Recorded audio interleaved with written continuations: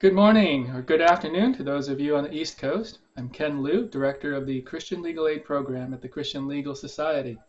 For those of you not familiar with Christian Legal Aid, we have a network of about 58 Christian legal aid organizations providing faith-based legal services to the poor in over 150 communities across the country.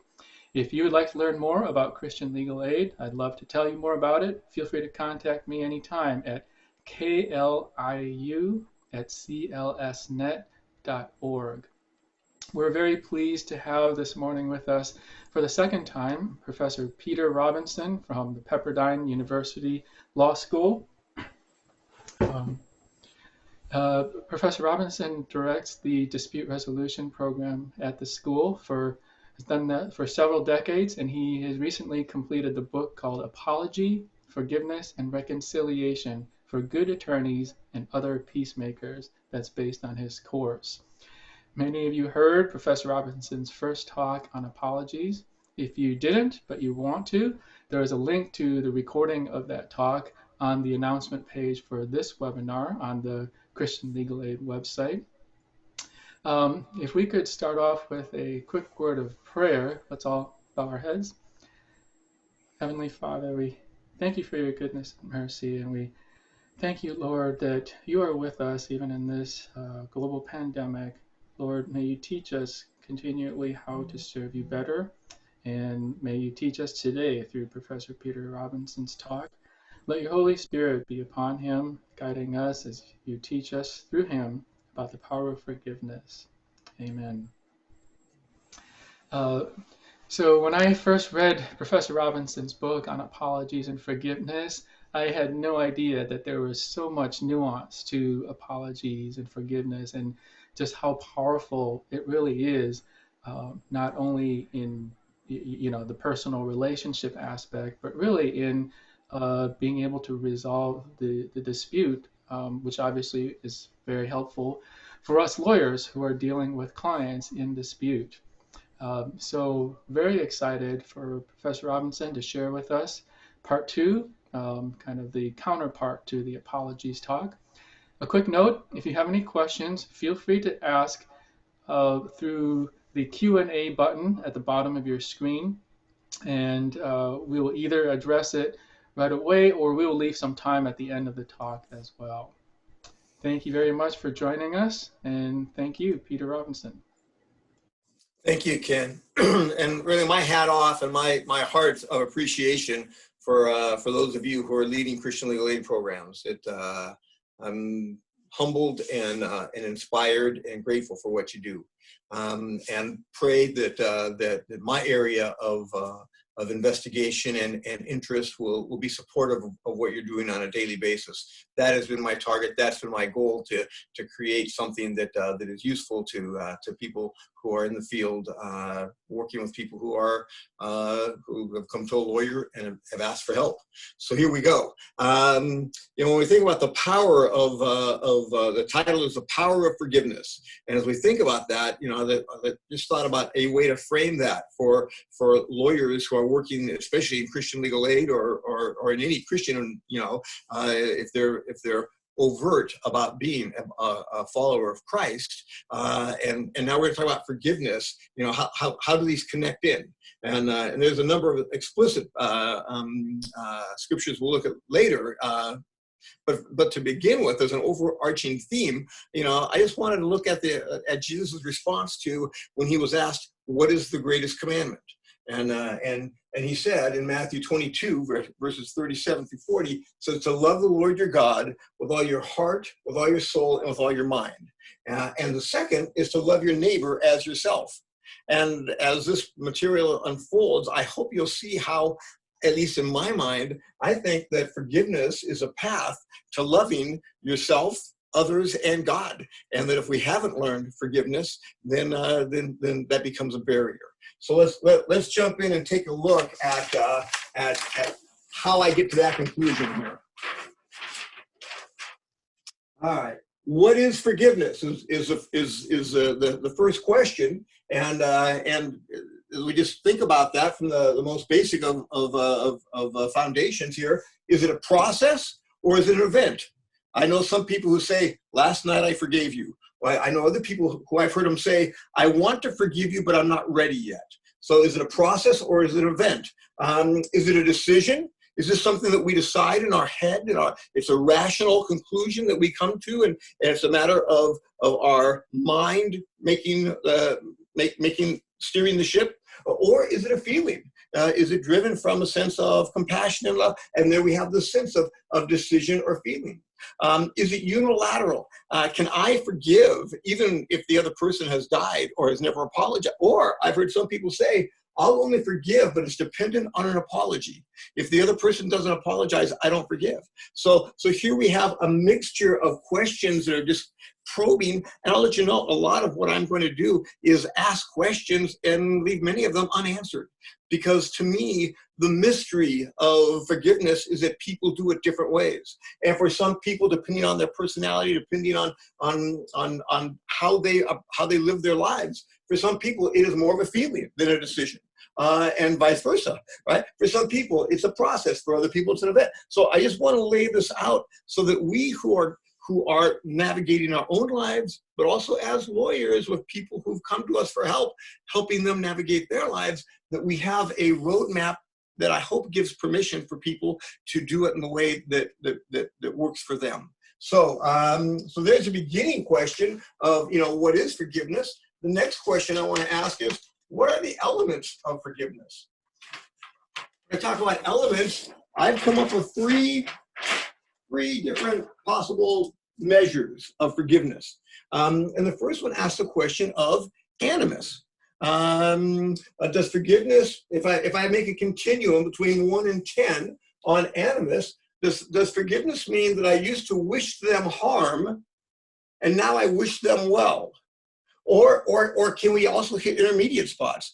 Can I wish them harm and today I'm neutral? I haven't gotten myself to a place of wishing them well, but I no longer pray for their demise. And is that a measure of forgiveness, the amount of animus? But I don't think that that's the only measure that we should think about. There's also a question about reparations. If I lend you $500 and then later on I tell you I forgive you, does that mean that I don't want the $500 back? Some people would say yes. I don't expect any reparations. Other people would say, listen, I forgave you, which had something to do with the animus level, the fact you promised to pay me on June 1, and here's 2 months later and you haven't paid me. I forgive you for breaking that promise, but I still expect justice and I still want full reparations. So, and frankly, this is especially important for those of us in the legal profession who are trying to counsel clients, through experiences here, and for us to consider, is it possible to go through some version of forgiveness and also continue to say, but justice is also an important virtue, and I think it's only right that you repay the debt. Now there's a third measure also, which might be even more important in some situations, right? And that asks a question about a future relationship, right? When I say I forgive you, does that mean over here that trust is restored, that I'm willing to be vulnerable to you again? That's what it means when I forgive you. It says as if the event never happened, and I won't let it factor in my decision as to our relationship. Or does it possibly mean that I'm going to forgive you, but I'm going to be very guarded. I'm not going to trust you again. I'm going to have boundaries. I've just had an experience with you that has taught me that it is not wise to trust you with money. And therefore, you know what, in our future dealings, I will not wish you harm. I will wish you well. But the fact is that I'm not going to have you be a steward of my money in the future because of the incidents where that proves that to not be wise. So in any event, there we are, 3 different measures. And again, it's interesting because in the class that I teach, I have created a little exercise to where I give 10 different scenarios. And I ask students to, on a scale of 1 to 10 on each of these 3 things, if you had a family member who had a substance abuse problem and borrowed money from you and didn't pay you back, what would forgiveness look like for you in that situation? And what's fun is to let students fill out the questionnaire and then let them talk to each other and find out that that they're different, and that some people define the different elements different ways in different situations. Again, my goal is to equip you to help others figure out what is true for them and how they're going to handle this. So there are two foundational questions. I want you to know that as I began my study and my investigation of forgiveness, I apologize to the first 3 or 4 classes because I was reading books on forgiveness and teaching as best I could, but it wasn't until, gosh, a couple years that I finally hit a book that explained to me, at least for my mind, why forgiveness is presented in so many different ways. And that is that there's 3 different schools of thought about forgiveness. And finally, I read something that helped me understand and be able to categorize different authors and different approaches to forgiveness. So let me share with you 3 models, 3 schools of thought about forgiveness. Professor Peter? Yes, Ken? There's a question from the audience. Since Sure. there's not a universal agreement on what forgiveness is, do we need to briefly explain to the person we wish to forgive what forgiveness means?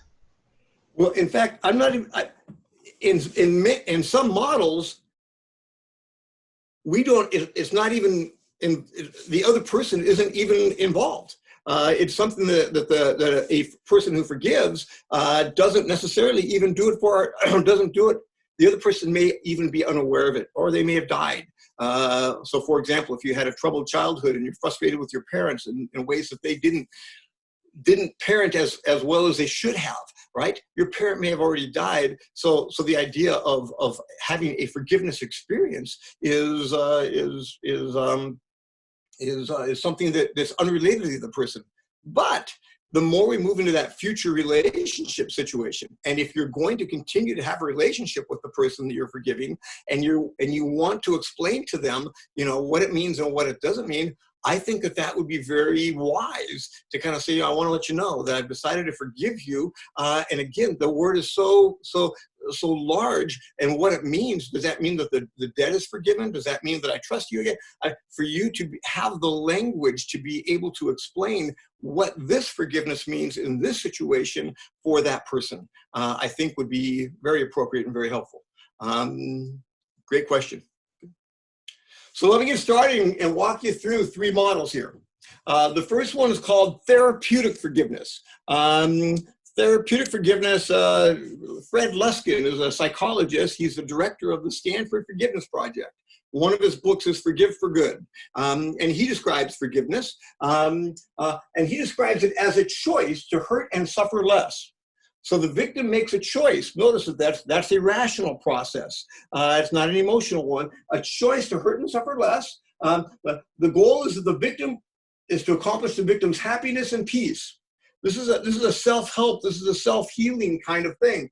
It doesn't change the past, but it changes the future. The victim makes peace with the painful part of his past. I can remember things that were painful in my past, but they don't hurt anymore. It's really important to note that forgiveness is not forgetting. None of the authors suggest that, oh yeah, you just block it. No, it needs to be remembered. It's an important event. It's an important part of your life. But the fact is, can I remember it without the sting of the injury? And Luskin says it's all about motivation. People say, oh, I've been injured in such a significant way, I just can't forgive. And Luskin would challenge them, saying, oh, if there was the right motivation, you could forgive. And he goes into details, but I don't have time now. So Luskin's reasons to choose forgiveness is to help ourselves. We don't want to be an angry and bitter, hostile person the rest of our lives. Now, it's important to note, anger and hurt are healthy and appropriate, that they are the human response to injury.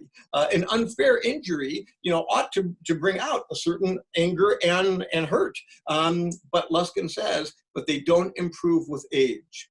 As a mental health professional, his challenge is to say, you know what? At some point, when do we want to heal ourselves and stop letting that event define us? So he talks about physical health, goes into a lot of physiological studies about what stress does, and also emotional health. So the idea is that we want to be happy, we want to be healthy.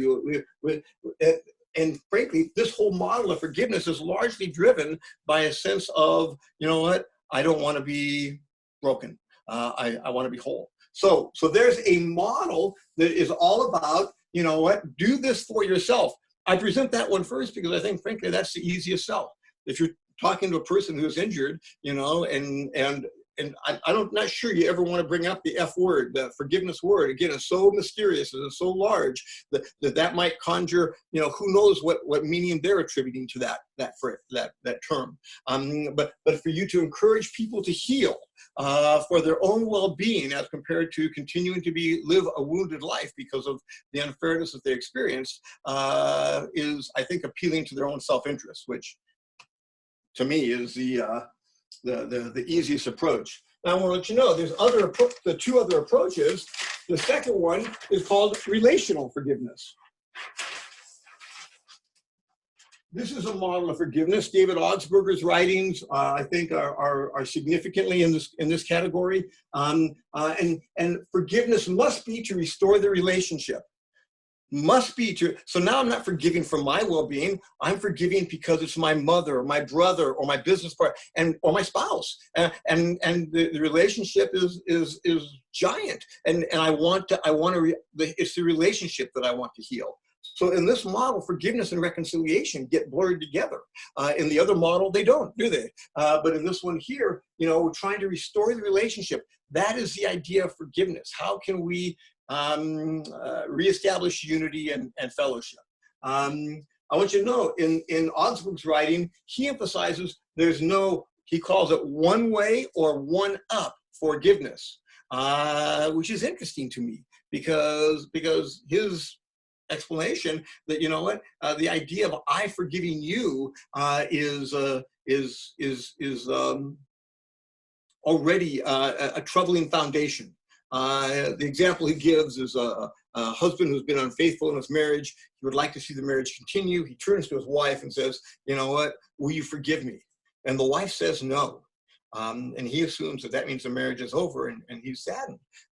But as his wife begins to explain, she says, if I forgive you, I will always be the saintly benefactor, and you will be the person who's a screw up. You'll always be indebted to me. You'll always owe me for having forgiven you. And I don't want that kind of a marriage. If we're going to stay married, I want a marriage to where there's reciprocity. And therefore, instead of me forgiving you, if we're going to go through some kind of a forgiveness, I think it needs to be more complicated. Instead of one-way forgiveness, it needs to be two-way forgiveness. That I need to forgive you, but you know what? You need to forgive me too. That there might have been ways that decisions I made that contributed to the demise of our marriage. And also, you need to forgive yourself, and I need to forgive myself. So we have multiple layers, 3 levels of forgiveness. And the thing here is that injuries are usually complex. Up until now, you know, I've been using language of perpetrator and victim. But in this model of forgiveness, that's too simple. Just to label someone with a black hat and somebody with a white hat, that usually it's gray and muddied, and that in real life people contribute, and it's more complicated than just one perpetrator and one victim. Sometimes, but often not. So now I want you to know, Tian Dayton is another author who wrote about forgiveness, and she says that forgiveness is not denying or rewriting the wrongs, but it is honestly exploring the effect that the wrong had on forming who we are today. Tian Dayton's a therapist, and she describes essentially a way of exploring the past and understanding it, and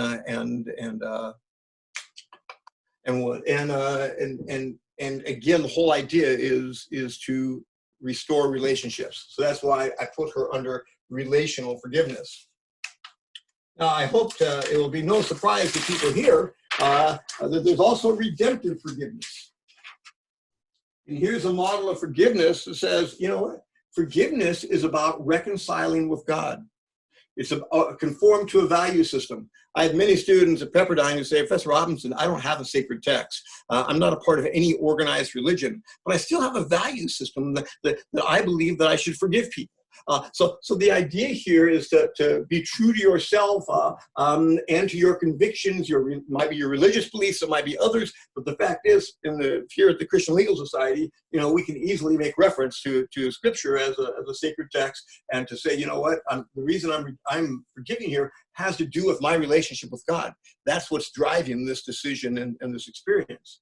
As I've just observed the Christian community, I've seen two different approaches within the Christian community.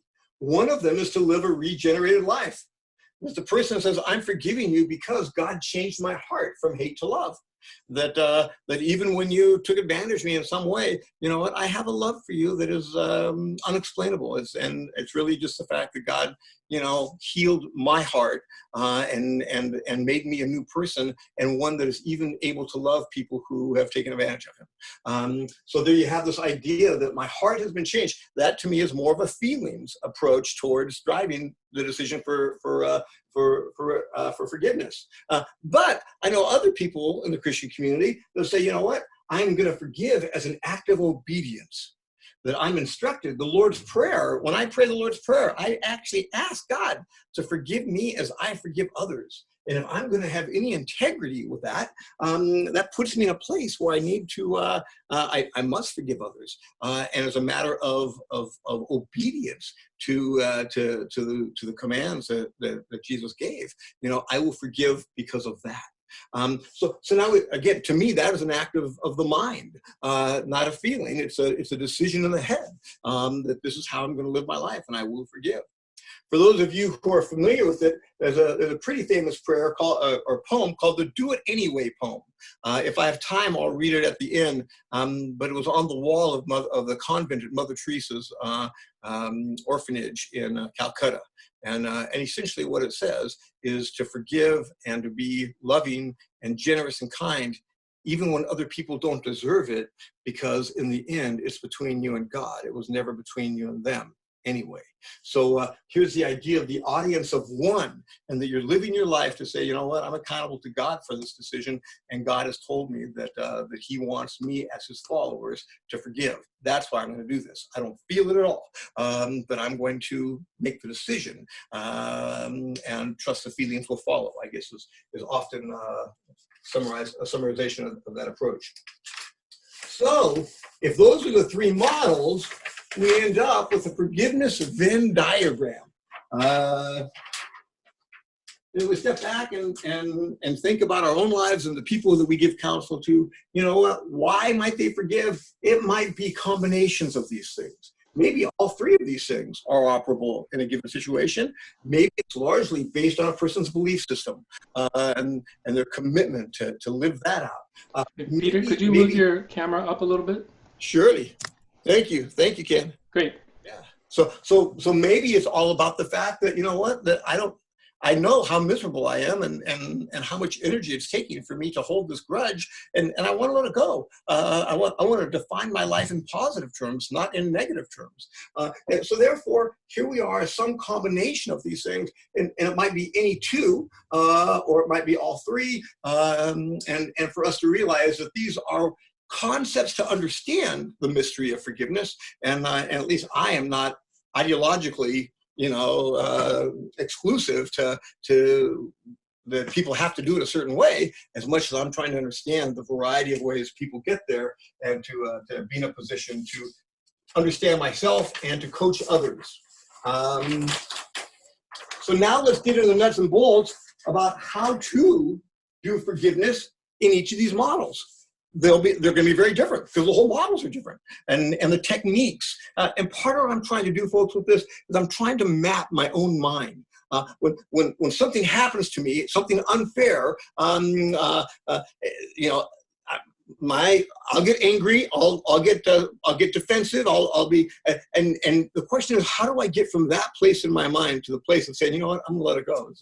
And I hope I've given you three different languages now, but let's take a look at some more of the techniques as we dive deeper into each one. Right. The therapeutic forgiveness, Fred Luskin's suggestions, gives 3 suggestions. The first one is to take responsibility for your feelings. Wow, I gotta let you know, I was an econ major in undergrad, went straight to law school. I mean, and I, as a trained mediator, I'd always been kind of trained that feelings, you just have to accept them for what they are and do your best to help people, you know, get through them. But now we have a psychologist telling us, no, we have to take responsibility for our feelings. And that in fact, our feelings depend on our focus, on what we're thinking about. And now we're in a situation to take responsibility for how much time am I thinking about that injury that I suffered, and the person who got away with it, and how much am I obsessing about the injustice? If I obsess about it a lot, I will feel angry and bitter. So he uses phrases like the injury is renting space in your head. And you need to take control of the remote control of your mind, and focus on other things. And frankly, the painful thing that happened to you in the past is not your fault. It's not your fault that your partner embezzled money from you. That was a character flaw, weakness on his part, right? But the fact is, you have to take responsibility. You own how you think and feel about it since. And if this happened 10 years ago, and this is still a defining moment in your life, he would challenge you to say, you know what, can you control the remote control in your mind, and as a matter of your will, decide, I'm not going to think about this as much as I've been thinking about it. And he suggests focusing on things of gratitude, of beauty, of kindness, and of love. He talks about going to the hospital and observing situations to where family members are caring for sick loved ones. He's, again, a professor at Stanford. About 2 hours south of Stanford is a beautiful scene of nature called Big Sur. He says he'll drive down to Big Sur, and the majesty of nature will change his mind frame, and his feelings that come from. So this idea that we're not victims of our feelings, that we need to take responsibility for our feelings. And there's one of the ways that we're going to work at feeling better. He says a second idea still the therapeutic model, to take the hurt less personally. He says that we have unenforceable rules. The unenforceable rules are the ones that we impose on other people. That's why they're unenforceable. That people cannot lie to me, that my spouse must be faithful, that my business partner shouldn't steal. And we have a whole bunch of expectations, of values that we impose on other people. He says they're unenforceable because we can't control other people. They are autonomous. And that we need to stop projecting unenforceable rules and to change our demands into hopes. If we hope that people won't lie to us, notice that even by putting it in a hope as compared to a demand, we've acknowledged the fact that they might, and that if they do, we've already started from a place that, guess what, life might not be fair here, and things might happen to me that aren't fair. But guess what? If we put them into a hope, and then our hopes are disappointed, there's a plan B. We can still move forward trying to accomplish the goal.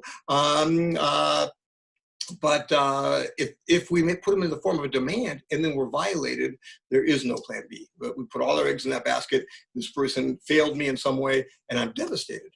The depth of devastation is less if in fact I frame this into a hope, and then I even frame my hopes into big picture goals. So my goal is to have a happy, trusting marriage. If in fact, you know what, my spouse is unfaithful, okay, that happens, you know, tragically that happens. And now my question is, I still have this goal, you know, how do I go about trying to accomplish that goal?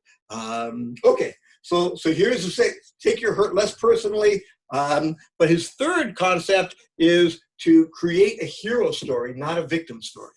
The difference is the bulk of your story about not only about the tragedy, but how you overcame it, or is the bulk of your story all about how someone else mistreated you in some way. If it's all about how you've been mistreated, you have a victim story. If your story evolves to the place to where, you know what, yeah, my business partner embezzled from me, and this is what I had to do to recover from that and to continue to move forward with my life. And now suddenly you're describing your resilience as compared to your defeat. He gives an analogy that when bad things happen to us, it's like you're taking a drive and you get a flat tire. And when you get out of the car to change the tire, you realize you don't have the right jack and equipment in the back of the car to do that. So here you're stuck. And how long are you going to stay stuck on the side of the road, railing at the world because you got a flat tire, you don't have the right equipment to fix it, and how long will it take for you to finally say, okay, the next town is 5 miles up. I guess I might as well start walking.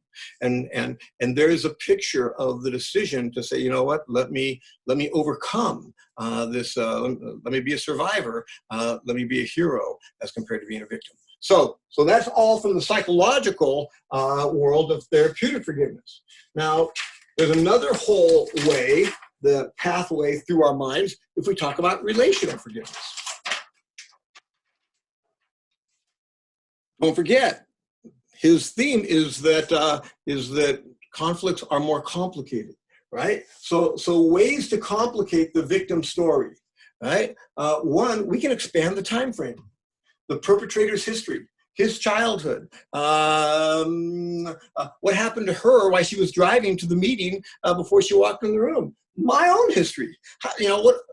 I got to tell you, I had an experience once at LAX. It was our airport that was incredibly frustrating, and I got through that. But I was in a bad mood, and when the gate agent said, "Okay, you know, come on up," when I walked up, I had my carry-on bag, and she said, "You know, I think you have to go back. That bag looks too big." And I said, you know, when I travel a lot, I've carried this bag on hundreds of times. You know, I'm sure it'll be fine. It'll fit in the overhead compartment. She goes, well, it looks like it's bigger than the regulations. And I said, you know, please trust me. This will be just fine. Well, she ended up making me go back and check my bag. I had to walk back through security. I had to go back to the airport, front of the airport, where you check your. I mean, it was brutal. I was flying to New York City, all the way from Los Angeles to Denver. I was typing out my letter to the airline with the name of the gate agent who's on a power trip, and just say, golly, you know, you guys got to do a little looking into this young lady, because, you know, this was totally unnecessary and abusive. Well, I got to New York, it was about midnight. The baggage area was empty. I was waiting for my bag to come off, and it was taking its time. So I walked on over to the baggage office of this airline, and I talked to the lady there, and I said, you know, what's the deal with the gate agents? Yeah. And she, oh yeah, they have complete authority. And if she told you to take it back, you have to take it back. I go, well, that's what I did. So I went back out. Eventually my bag came out. I'm now leaving the airport, towing along my carry-on bag, usually carry-on bag. And the woman I talked to at the baggage office, she got off her stool, she walked around the corner, and she stuck her head out the door. And she was laughing. She goes, is that the bag? I said, yes. And then she said, what did you do to make the gate agent mad? And in 5 hours of flight, that was the first moment where I realized that, you know what, I probably did have some attitude because of some of the other things that happened before I talked to that gate agent. And she probably was just like, I'm done with sassy business travelers. And she decided that she was going to flex her muscle. So anyways, maybe I have something to do with it, my history. So if we're going to expand the time frame, we tend to think of the violation as a snapshot. Here's the place where I was disrespected by so-and-so, right? And now the question is, instead of thinking of a snapshot, can we turn it into a motion picture that goes 2 hours instead of just one freezed frame, and that goes back, maybe goes forward, and here you have more of a richness as far as trying to understand how this incident happened. Okay, I want you to know, again, consider shared responsibility. Is there some way that I contributed to this situation? More ways to make it more complicated.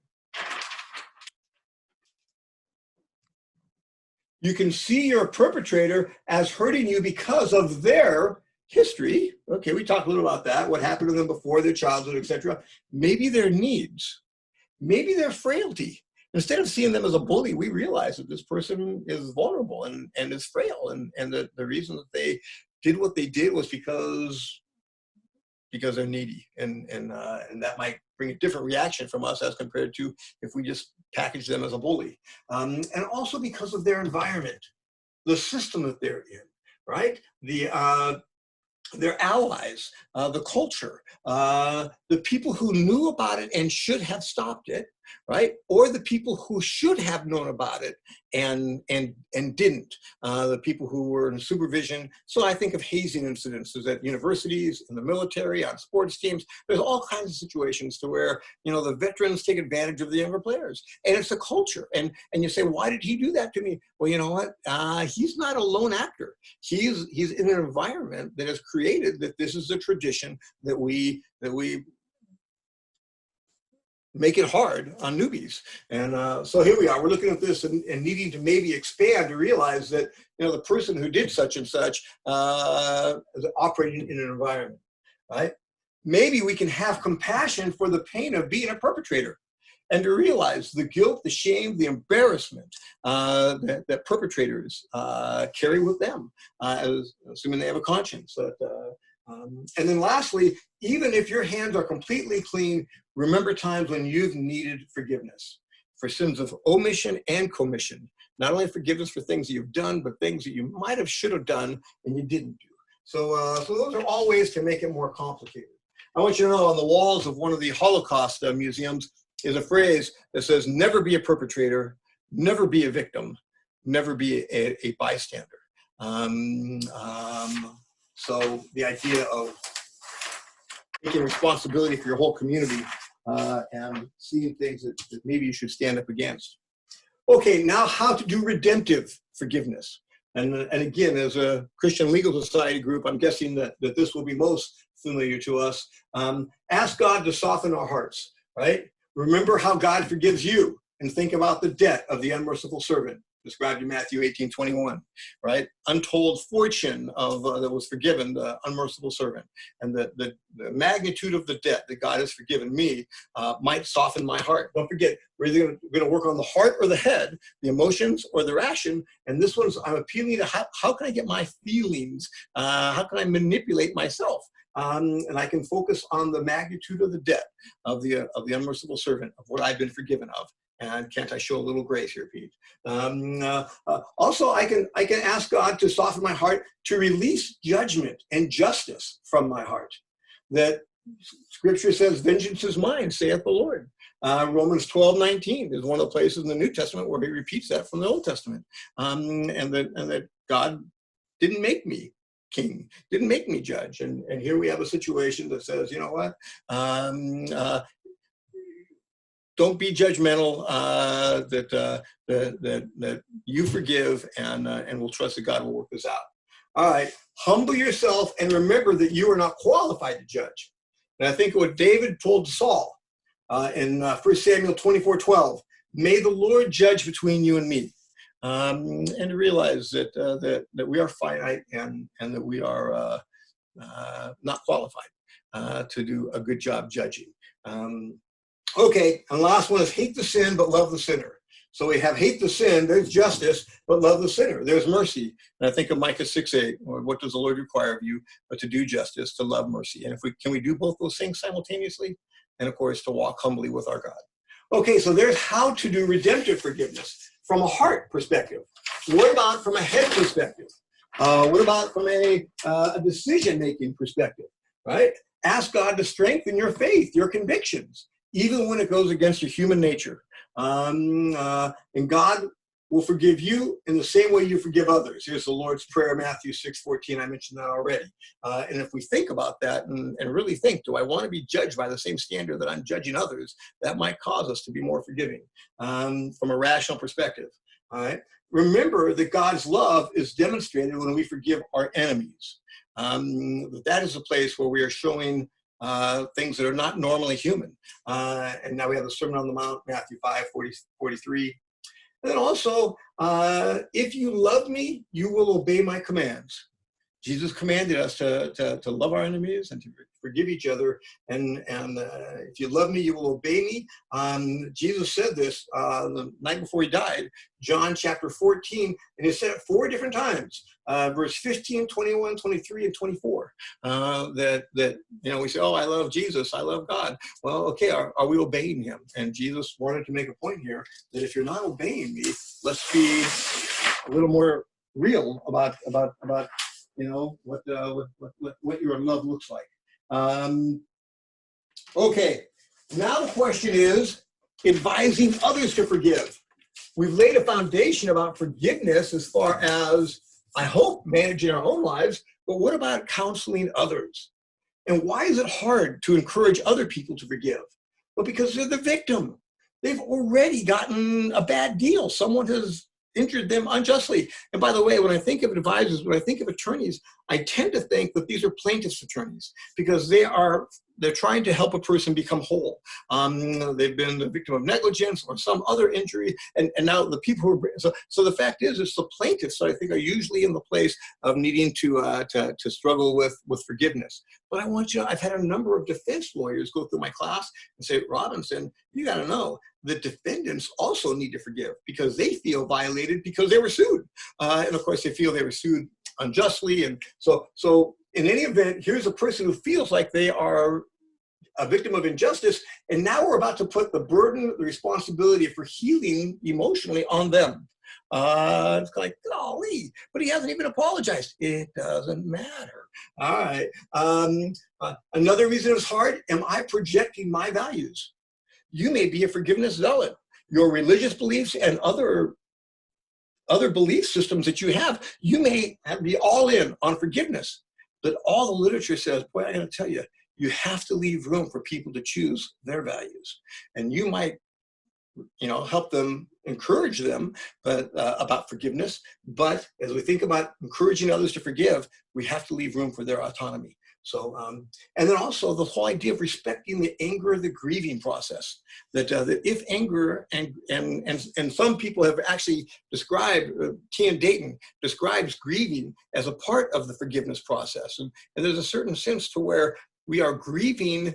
I thought that my business partner would not be a thief, right? I just found out that he is a thief and has damaged me greatly, right? I have to grieve the business partner I thought I had.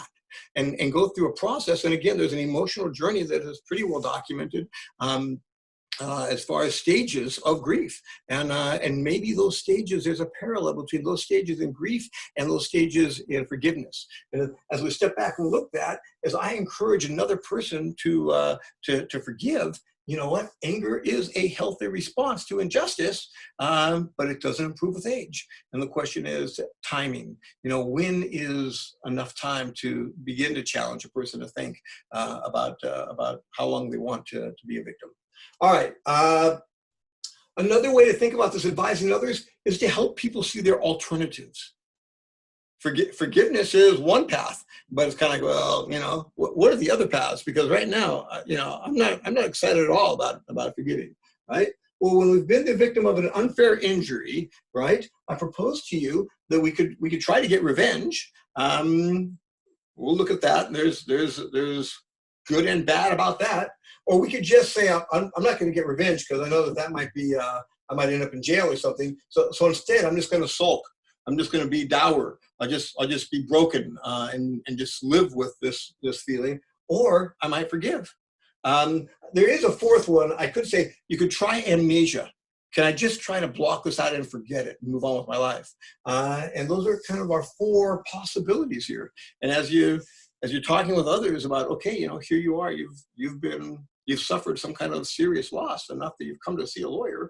What are you going to do about that from not from a legal financial perspective, but as from a human perspective? And forgiveness is not easy, but the other alternatives are also not very attractive. So here we go. Let's keep thinking about the possibility of including encouraging forgiveness in our relationship with people that we're counseling. Why forgive? Smedes was a theologian at Fuller Seminary, right? He made the argument that forgiveness is fairer, more fair, right? Forgiveness must be fair to the facts and the injury. We're not going to deny this. We're not going to cover it up. We're not going to condone it. No, what happened, and we're going to be explicit about what it is, and it was wrong, okay? Forgiveness prevents an escalation. If I take revenge, right, and is the creative path to less unfairness, right? So notice if I take revenge, now suddenly I become a perpetrator.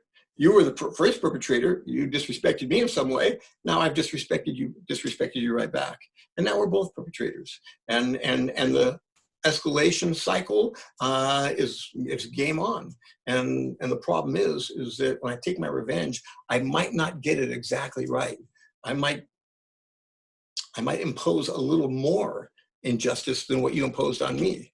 And now we're off to the races with escalation. Also, forgiveness is fairer to the victim because I'm released from the hatred. Therefore, saying, but it's not fair to forgive. Is it fair to you to have to carry the burden and to live with the injustice and to have to be that as who you are? Or is it more fair to you as a victim to say, you know what? I something happened to me at a certain time in my life, but you know what? I'm no longer defined by that. I have moved beyond that, and I'm choosing not to let that hold me down, hold me back. She also made the interesting argument that forgiveness is a better risk. The danger of forgiving is that we risk forgetting and we risk repeating. If we forgive, the person may do it to us again, right? And that's the risk of forgiving, right? But he makes the argument that the risk of not forgiving is that we have continued suffering, that we continue to be affected by this, maybe defined by it.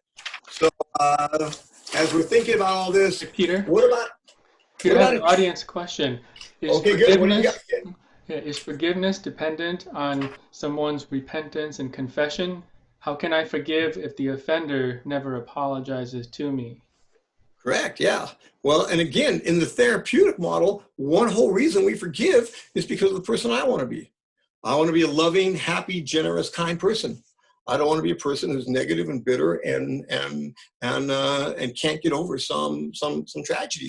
And if the perpetrator is unwilling to repent and ask for my forgiveness, that doesn't mean that I can't still go through some kind of forgiveness. The repentance and request for forgiveness might be a factor in the decision about reconciliation and whether I'm going to trust you again, and whether we have shared values and whether we agree that your behavior was wrong and it shouldn't be repeated. Those might be all factors as to whether we're going to have either relational forgiveness or reconciliation. But the idea of saying, I'm going to forgive because of my belief system, God calls me to forgive my enemies. And I don't think many enemies, come to you and say, by the way, I know that I mistreated you. I know that I took advantage of you. I think most enemies did it purposefully and joyfully, and they thought they were justified. Because we are enemies. And Jesus changed all of that by saying, you know what, either for your own mental health from the therapeutic model or from your redemptive understanding of what it means for you to be the person that God wants you to be. It's not about anybody else. It's just about me living consistent with my beliefs. Mm-hmm. Another question from the audience. I don't know if you're planning to get to this, but this is a good question. In counseling clients who are the victims of oppression and injustice at the hands of greed and other sins, how do we balance what we've learned today about forgiveness and the need to take legal steps to assert their rights? I don't know who submitted that question, but you know what? If you email me, I'll send you a tip, because that's exactly where we are right now. As far as looking at attorneys encouraging forgiveness, right? And when we look at this, we have to step back and say, okay, someone's come to me asking for me to help them, to be compensated, to get reparations and to be compensated for what I've suffered as a result of some inappropriate behavior, right? And now that whole question about, is forgiveness animus? Is forgiveness reparations? Is it possible for us to encourage our clients to think about, you've been injured, right? But the injury is twofold. You have a financial injury and you have an emotional injury. And I want you to know that I hope that you will heal on both of those. As your lawyer, I will help you accomplish financial recovery, right? You need to figure out, about your emotional recovery. You've not only suffered, a theft, but you've also had betrayal. You trusted someone, and does that mean you're never going to trust someone again? Or are you going to heal from that incident and be able to move forward with your life in a way that you still are willing to trust people? So there you are, thinking about maybe bifurcating, between the financial and the work of a lawyer and helping to get reparations and justice, and that's God's work. God wants justice, right? So we are his servants, right? But we also realize that our clients have been victimized in some way, and are we going to encourage and support them in pursuing some kind of emotional healing? So it raises lots of questions about the lawyer's qualifications. Very few law schools have any classes about emotional intelligence. Well, let's take a look here. I would encourage us to think about two variables as lawyers, right? When are we going to have a conversation about emotional recovery? Notice I'm not necessarily using the word forgiveness, but the emotional recovery. Are we doing it early in the case, in the middle, or at the end? And then the other question is, who's going to initiate this topic? Will it be the client or will it be the attorney? I suggest to you there are some attorneys who say the attorney is going to initiate this early. In the intake interview, he says, I want you to know, I'm concerned about the whole person. I will get you what our legal system says you're entitled to as far as financial compensation, but my experience is that many people go through our legal process and are not satisfied at the end, even if they get, a good financial outcome. So I want to alert you to the fact that you've been violated as a human being and that you need emotional recovery. Now, that might take the form of professional counseling and being with a therapist and working through the feelings that happen when you've been victimized like this. It might mean meeting with your clergy. And there you are. But from the very get-go, you put them on notice that that's the kind of lawyer you want to be, right? Now, I want you to know the easiest, now, it might not be the lawyer, it might be the client.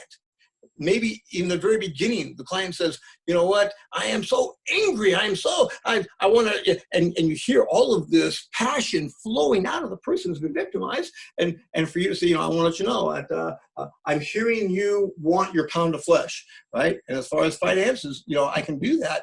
But the door you just opened up is the door that also raises another question about your emotional recovery.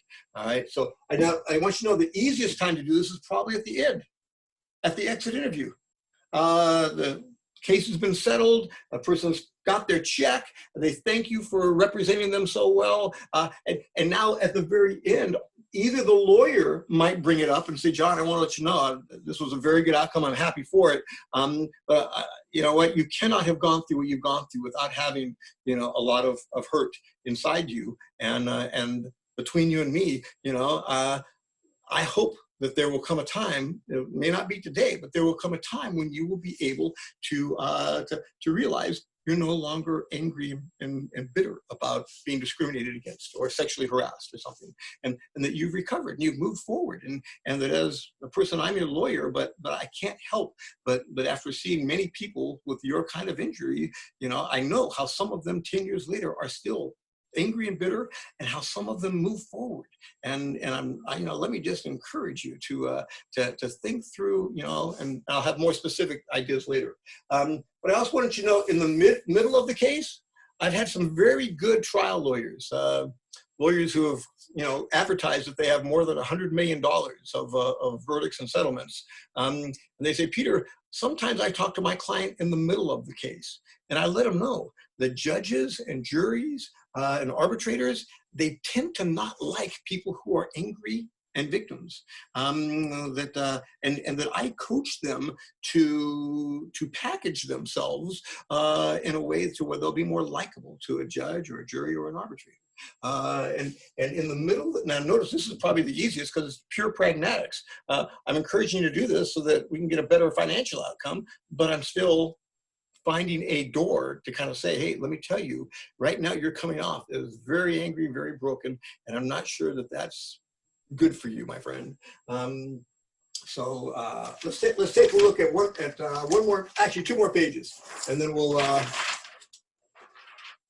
So now we step back and say, okay, the attorney encouraging forgiveness. The attorney says, I will deliver the compensation the law provides, right? Some attorneys, this is not required, but some attorneys will say, some of my clients are fully satisfied, some are still hurting and mad. If so, I suggest the need for emotional recovery. Ask them if they have a plan for emotional recovery. Have they even thought about that? Or have they been so wrapped up in the legal proceedings that they haven't even begun to think about any emotional recovery? Ask them if they have a plan. Let them know many clients start grieving, healing process now. You don't need to delay. You don't need to wait for the case to be over. In fact, you might come off as more likable. We might get a better outcome if you'll start the healing process now. You might want to disclose that the law only gives money. They take everything and quantify it into dollars and cents. You're not, the judge very, very rarely orders an apology. The jury, all the things that this company did to you as an employee, you know what? They figure out how much money you should get. So the fact is there are limitations in the remedies that the law provides, right? Now I want you to know that attorney ethics encourage civility. I, as your attorney, recommend that you not let this consume you, that you figure out how to rise above and have this lawsuit be a part of your life, but not let it dominate and let it control your life. Easy for us to say when we aren't, in dire situations because of the injustice. But I want you to know, here's the sheet. Because I usually am teaching mediators, so I made this kind of mediator clarifying choices, but I think the same methodology works for a lawyer. Let the client know, you got four choices. Amnesty, you can stew or sulk, you can get revenge, or you can forgive. Help the victim define what forgiveness looks like for them in this case. Animus, reparations, future relationship. It's really important that for a client that you're talking about, forgiving, for them to know that forgiveness doesn't have to mean that you're going to trust these people again.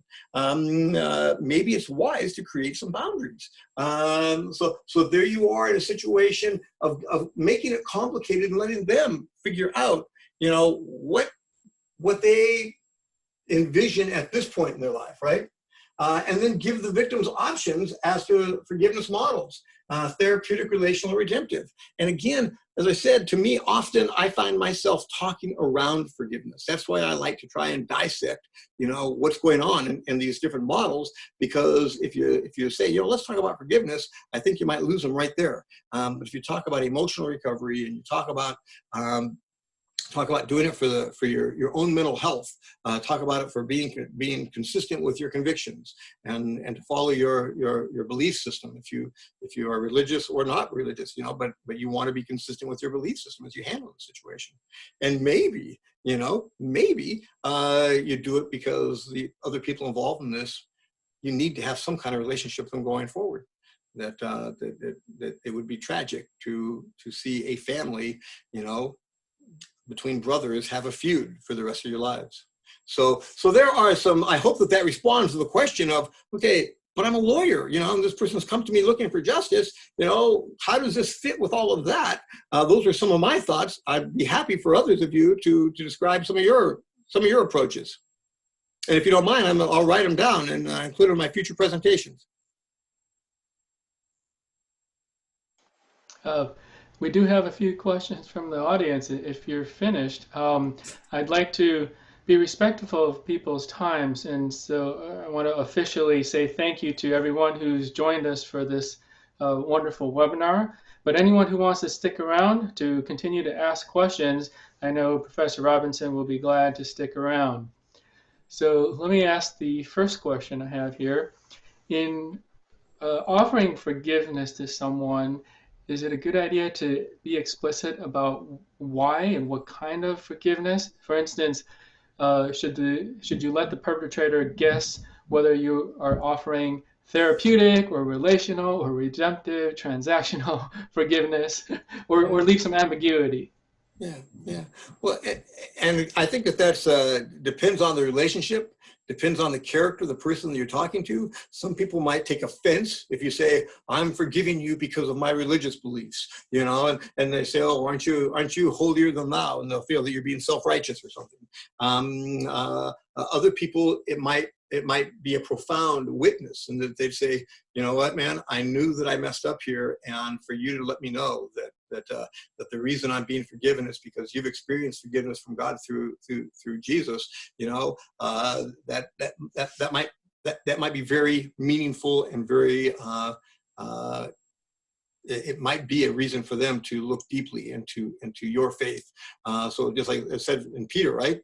First Peter, always be ready to give an account of your faith, and if you think that it would be well received for you to do that. But if you also get the sense that, you know what, this person's, but you know, just because they're hostile, if you gave an explanation, doesn't mean that it was a bad thing to do.